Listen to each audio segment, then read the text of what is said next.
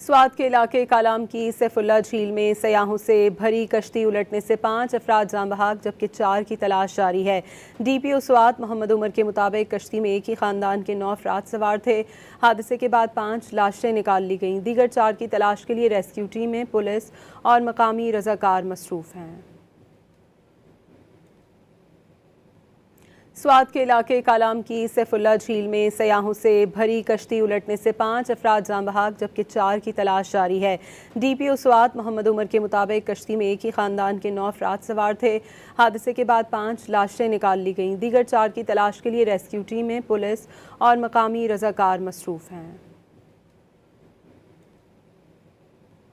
سوات کے علاقے کالام کی سیف اللہ جھیل میں سیاحوں سے بھری کشتی الٹنے سے 5 افراد جاں بحق جبکہ 4 کی تلاش جاری ہے۔ ڈی پی او سوات محمد عمر کے مطابق کشتی میں ایک ہی خاندان کے 9 افراد سوار تھے۔ حادثے کے بعد 5 لاشیں نکال لی گئیں۔ دیگر 4 کی تلاش کے لیے ریسکیو ٹیمیں، پولیس اور مقامی رضاکار مصروف ہیں۔